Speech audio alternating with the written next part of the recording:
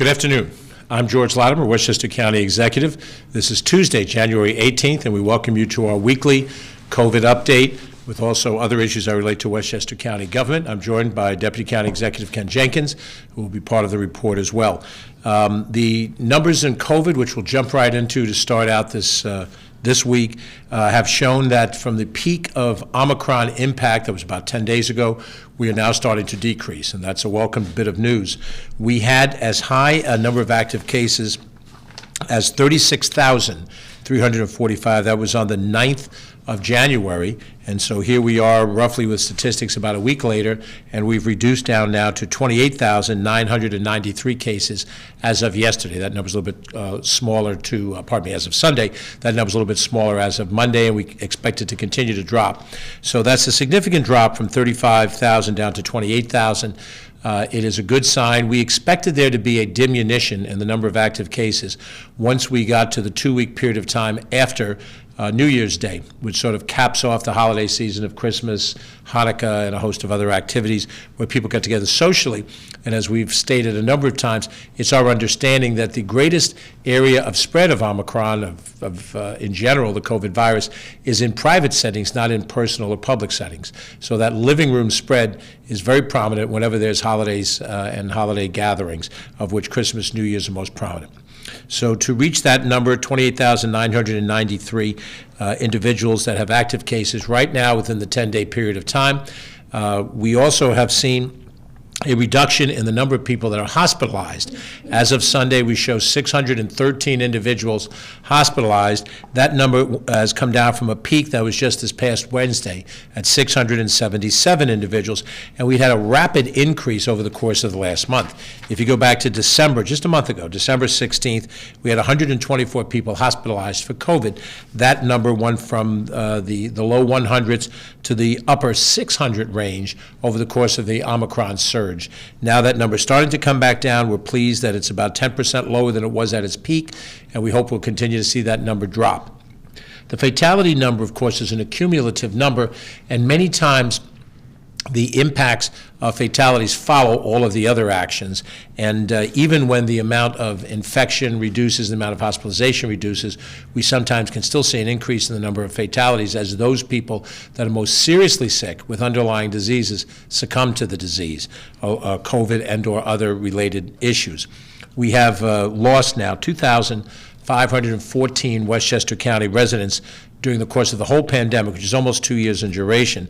That number has jumped up a lot in the last month. If you go back to a month previously, it's about 150 more fatalities in that mid-December to mid-January timeframe. We lost a total of 60 people in the month of December, up from 7 in November, and now to have lost 150, and we're only halfway through January, is a very disconcerting number. But we look at the positives at the moment, that the extent of infection is down, the percentage of infections, the positivity rate or infection rate as it's reported has been down now over the last number of days. We hope that's a trend line that continues. We know it's not continuing everywhere in the nation, but it's certainly true here in New York and Connecticut and New Jersey and the metropolitan area. And we know that part of it is the discipline of our people, that our New York residents, our Westchester County residents have been vaccinated, relatively high levels of vaccination compared to rural parts of the state and other parts of the country, and that also our mask wearing has reduced the amount of infection. We understand that for some people that's a debatable point, but the statistics show pretty clearly that when people wear masks and take vaccinations, they have lesser impact of the disease and they spread the disease less aggressively. And that information is provable based on the numbers that we've seen here in Westchester County over the 2 years almost of this pandemic. A few facts that are important for us to note. Westchester County Center is now open for vaccinations again. It served as a vaccination center throughout most of 2021. The state relocated their energies with the Westchester Medical Center to their location in Valhalla. We've now reopened the county center with Westchester County Department running the vaccination clinics, and to do that alongside the testing component that is also going on at the county center at the same time.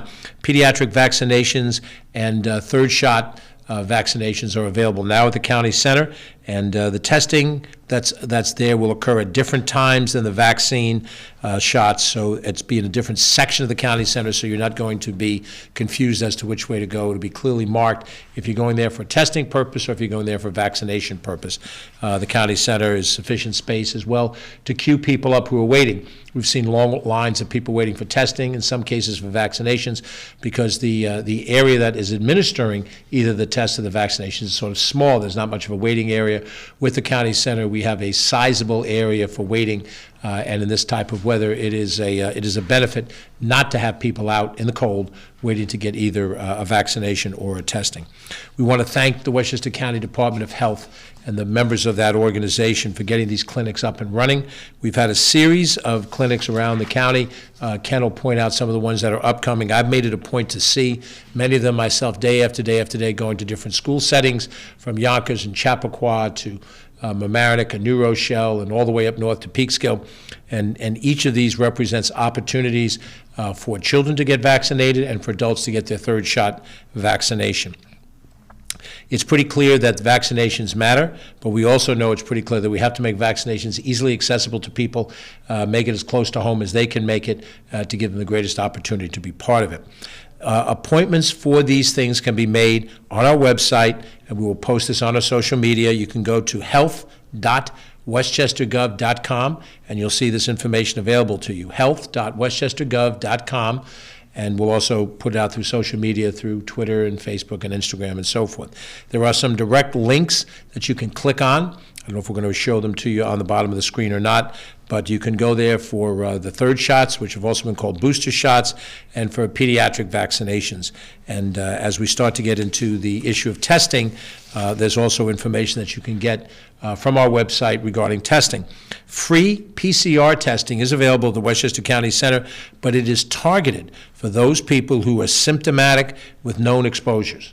So those individuals who believe they've been exposed to someone who has COVID or they have symptoms, they are the ones that we're trying to test to make sure that we can confirm with PCR testing, which is the higher level of reliability, that they have the disease and they go into isolation if they do. It's very important to sign up for this testing. This is not a walk-in scenario. There is a post on social media that we provide and that you can go to sign up for that testing. It's a rather long, elaborate information link. You can click onto it and get the information. New tests will be available every day at this scheduling and available through the website. If you want to test anywhere outside of those that the county are providing through the county center or any of our other satellites, then you can go to the New York State COVID Test Site Finder, and that's coronavirus.health.newyork.gov, blah, blah, blah, blah. It's available for you to find on social media, on our website, so you can go and link. There is a phone line hotline that accompanies that, 888-364-3065, so you can click online or you can make a phone call, 888-364-3065, and that will get you some information. You can also get testing at the Westchester Medical Center, and that's in Valhalla, 914-202-4530. We've drowned you in numbers and websites and links and all these things. The information is not easily found in one single source. We try to pull as much of it together in one site, so we ask you to go westchestergov.com. Now, we've had great success setting up satellite locations around the county, and Ken Jenkins is going to update you on the ones that are coming. Some of them are second shot locations, but each of them have a benefit in being able to be out closer to you where you live in your community and give you the best possible access to vaccination. Ken Jenkins.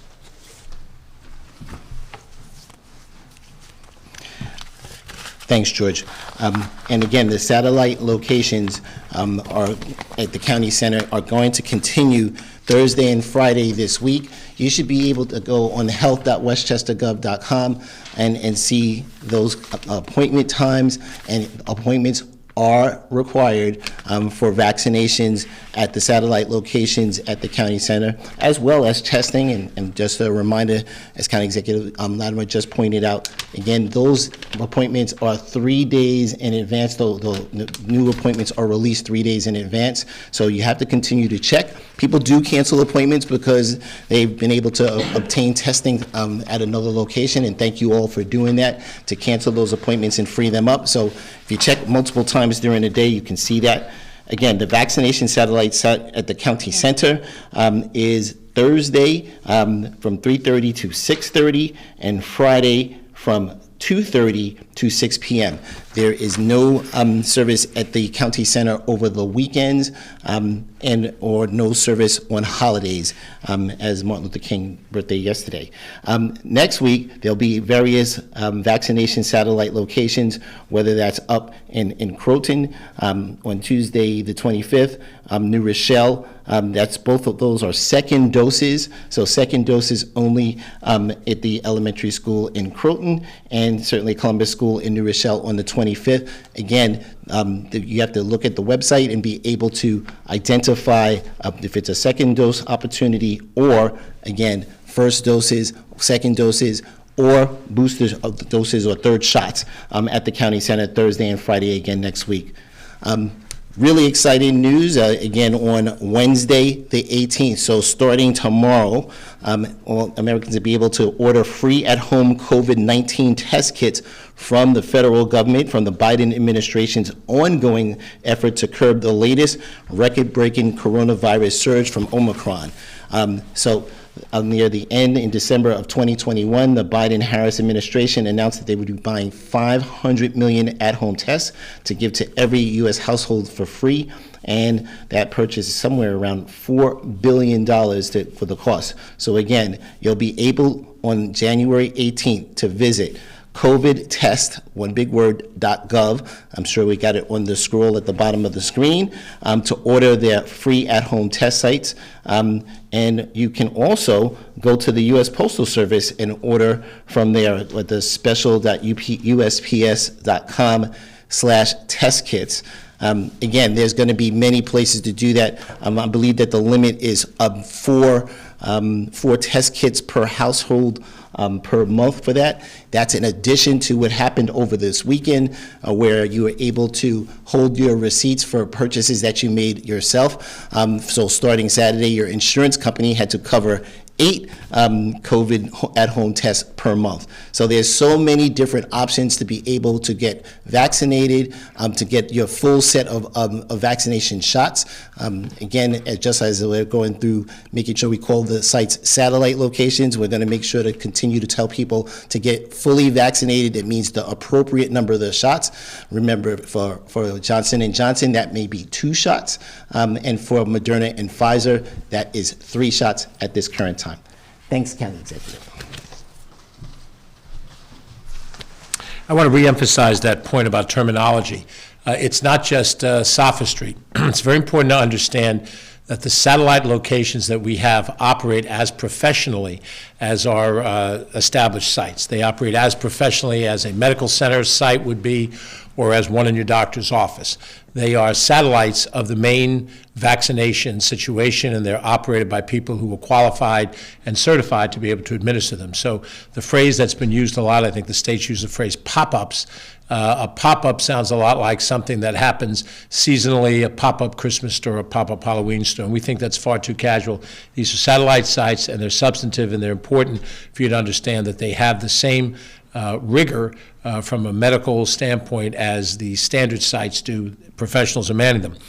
The other thing that we're arguing about in terminology is, what does it take for you to be fully vaccinated? We don't consider the third shots now as boosters. We consider them part of the basic vaccination protocol that you have to go through. Normally, you have a vaccination shot. 3 to 4 weeks later, you have a second shot. And then 6 months after that, you have the third shot. And that combination of 3 shots is what makes you fully vaccinated. And we've asked New York State to provide us data, and to provide that data in a fashion that we can then assess how many people have 1 shot, how many have 2, and how many have 3. The thought that you're fully vaccinated after 2 shots and then there's a booster makes the booster seem more optional, and it really isn't. It's really part of what will protect you thoroughly from coronavirus. So we view, when we are administering vaccinations, we are administering the third shot of a 3-shot protocol. And I understand the governor of Hawaii has just made this the policy in the state of Hawaii. We'll see how the other 49 states respond. But we don't consider them pop-ups, they're satellites, and we don't consider them booster shots. We consider them the third shot that you need in order to be properly and fully protected. With that thought in mind, Westchester County has sent a letter to New York State asking for some very specific additional data. And I want you to know this, and we've made this ask, because when people go to our dashboard, they have natural questions. What about this? What about that? How come we don't know this, and how come we don't know that? Here are the things that we ask New York State to provide for us on a daily basis from their dashboard, which we can then adopt to our dashboard. The first thing that we think is important is to make the numeric case of how many people have been single-dosed, twice dosed, and 3 times dosed, and only treat the fully vaccinated as those that have had the 3 doses, and we need those statistics. Right now, what I suspect is we'll see a very high 1-dose factor, over 90% of our population. The second dose, quite behind it, but not that far behind it. But then the lag to the 3rd dose is one that is what concerns us, and that's why we're focusing on those shots, those 3rd shots, in as many places as we can to get that number up high. When that number gets up high, we have protected a larger cohort of our people. When we had vaccinations in January and February, March, and April, we did not know that we would need a 3rd shot, but medical science has indicated that that is a necessity, and so that is what we're arguing for. But we want those statistics from New York State. The next thing we want is very clear 18 and older vaccination absolute number and percentage, and under 18 vaccination number and percentage. If we want our kids to stay in school, if we want our schools to be open, we need to know what exact number of young people under the age of 18, almost all of whom would be school age, have been vaccinated. So we can track that number and try to move the needle and get that number up. If that number increases and there's a greater sense of protection, then we have a much greater chance to keep those school doors open, which is what we have all stated as a public policy. We do not want to close schools, and I've extrapolated beyond that to say I don't want to shut down the society at all. Don't want to shut down industries, don't want to make it impossible for you to do certain things. But we do want you to be protected, and that's the way to keep these things open. So we've asked for that statistic, 18 and over, and as well, the percentage and absolute numbers under 18. And then the third thing we've asked for is a clear tracking, day by day, at any point in time, of the number of people that are vaccinated and the number of people that are unvaccinated who fall into the categories of hospitalization and for those fatalities. We think that's important to know. It has been posited that when you are vaccinated, it is less likely that you'll get the disease and less likely you'll suffer from the disease, and that has generally been true. But we think we need to show those numbers on a day-to-day basis so that people understand what the benefit of the vaccination is. And it's particularly important because when you look at people who are vaccinated, they may have underlying health care issues that compromise them, even though they're vaccinated. They may be partially vaccinated, not fully vaccinated, but we need to know what percentage of those people versus the percentage of those that are unvaccinated that are now suffering from hospitalizations and then unfortunately from fatality. So we've asked the state to provide this data. We hope that they'll respond positively. We cannot generate the data on our own. Hospitals, nursing homes, all vaccination centers, all medical offices, they all report to the state of New York, and the state gets that raw data, and how they decide to process it is within their decision-making process, but we're asking them to please make the effort to provide us this additional information so we can provide it to you, and then you can have a better understanding of what's happening out there. We think that that's very, very important in the way all of this shakes out. I want to highlight as well that if you are in need of food assistance, if you're isolated and you can't get out of the house, you don't have anybody else in your household, and you need food, if you're in a situation where your resources do not allow you to order in every night, then there's a phone number you can call, 995-5566. Easy to remember, 995-5566. That's during normal working hours, Monday through Friday, 9 to 5, and that direct line will help you get assistance in receiving food. We have a lot of food pantries out there, but they require you to go out, stand online, and pick up a bag of food that for you and for your family. In this case, you can't go out of the house. You still need the food. Dial 995-5566, and the county has structured that as a way to be able to help you in accomplishing that particular task. We also want to mention that we're always on the lookout for volunteers. Volunteer New York is a wonderful not-for-profit agency. They're very active yesterday and the day that honored Reverend Dr. Martin Luther King. They're very active on 9/11 days that symbolize volunteerism and an effort being made to try to help our fellow residents. And our partnership with Volunteer New York is targeted for recruiting and training volunteers for the County Center's vaccination clinic. If you're interested in helping as a volunteer, you can go on Volunteer New York, all one run-on word, .org/vaccine, volunteernewyork.org/vaccine. You can sign up, and with that, we look forward to being able to utilize the benefit of your volunteer service, which we think will be helpful. We need that assistance in order to provide these vaccination clinics on an ongoing basis. We've always had a strong commitment to volunteerism in this county. The number of organizations for which people put voluntary time in is legion. And this is one of those other ways that you can show your assistance and help. And we want to thank Volunteer New York for partnering with us on this program. It will continue through late April.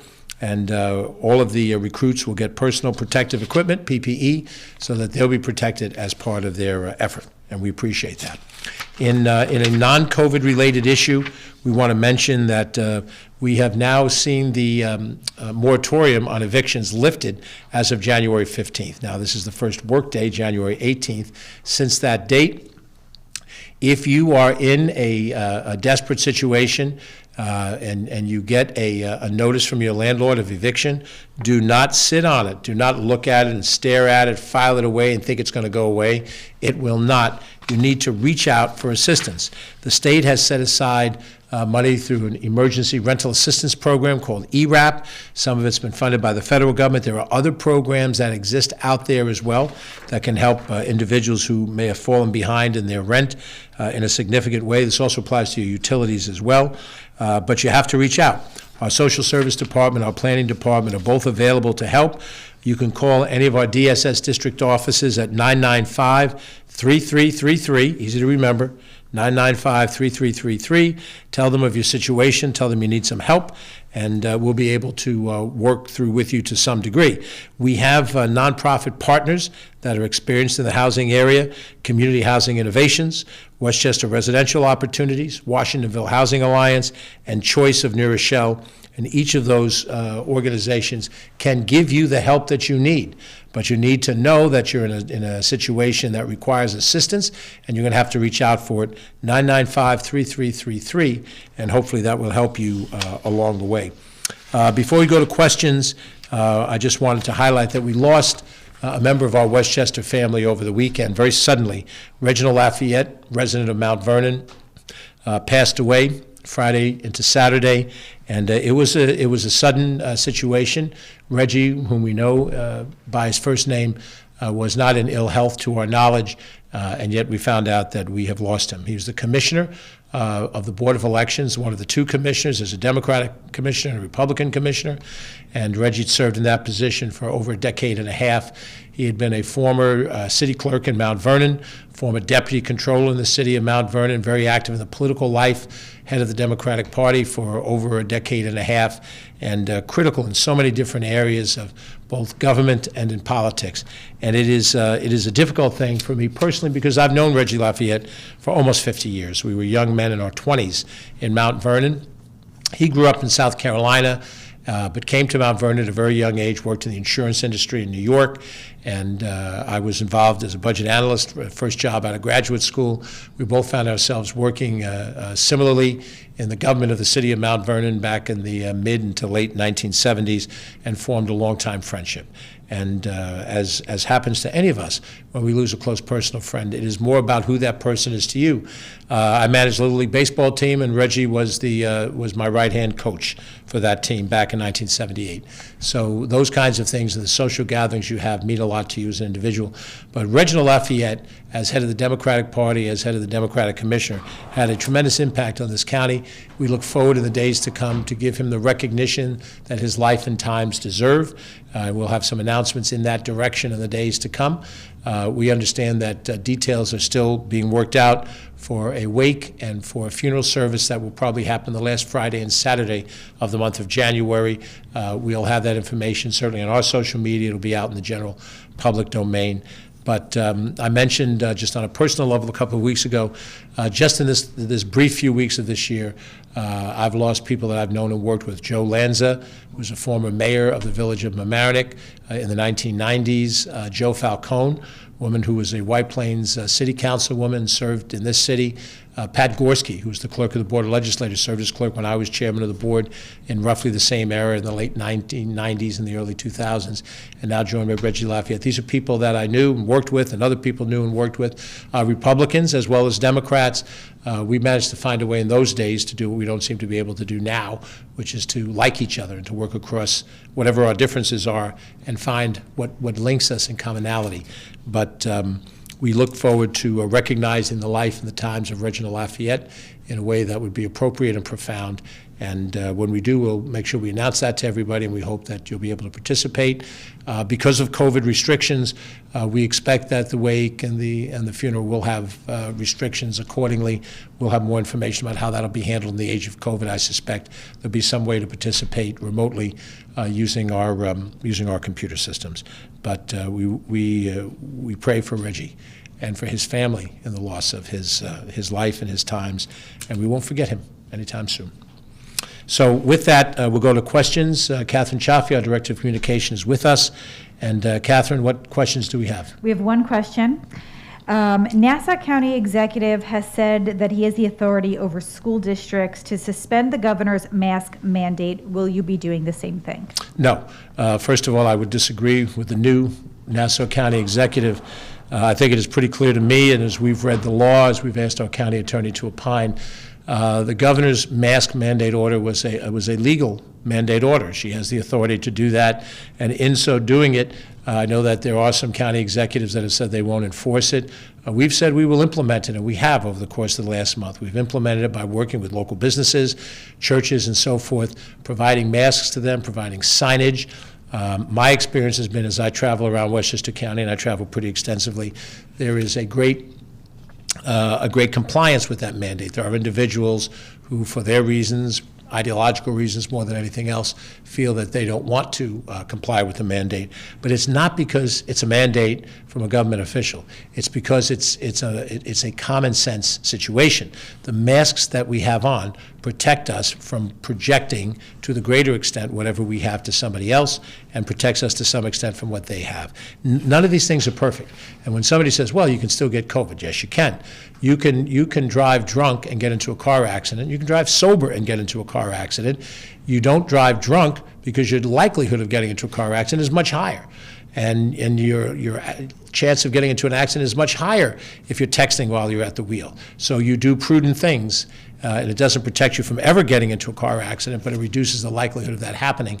And the same is true for masks as well. So I think my new colleague from Nassau County is in error, and we're not going to follow him in error. We're going to continue to follow the law, and we're going to try to implement it. The governor indicated that she plans to lift that provision at some point in time, and as the numbers come down, I think that's encouraging. But I've said a couple of times, and I'll repeat it again, we will get out of COVID. We will get past this moment. We will get to a point at which we resume much more of our normalcy. It may never be 100% the way it was before. Nothing ever is. But we can get there, but we have to use the tools. And if you're going to, for ideological or political reasons, reject masks, reject vaccinations, reject social distancing, then we're not going to get past it. And it becomes a self-fulfilling prophecy. And then I've also seen, this is not related to what the Nassau County Executive said, but I've seen people try to argue the numbers. They try to say, well, the deaths for COVID, well, they're not really COVID deaths. There are other kinds of deaths. It comes down to a justification for your point of view. You're trying to use any argument you can to say this is not serious. Tell 2,500 some odd families that it's not serious when they've lost loved ones. And if it is true that COVID combined to another disease makes you more likely to die, then that combination is important in trying to reduce so that you have less likelihood of fatality. A person who has diabetes and gets COVID is much more likely to suffer than a person who has diabetes and does not have COVID. So to me, a lot of these arguments are really about politics. I'll save my political comments for a political arena. This is a governmental arena. But I understand why that policy has been promulgated out in Nassau County, but I don't believe it's legal. We are not going to follow that in Westchester County. We're not going to follow any county around us. I may like some of my colleagues who run other counties, but we are not going to follow them in a direction that I perceive to be objection for political reasons, not for scientific reasons. If there are no other questions, we thank you for watching. I'm George Latimer. Ken Jenkins joins us here. We'll be back next Monday at 2 o'clock for the next update. We hope we can continue to show that the numbers are dropping, less people hospitalized, less infection, and that will show us a good sign that as we get through the winter, heading toward the spring and heading toward the summer, we have less of a COVID concern, and hopefully that'll be the case. Thank you for watching. Have a good day. Be safe.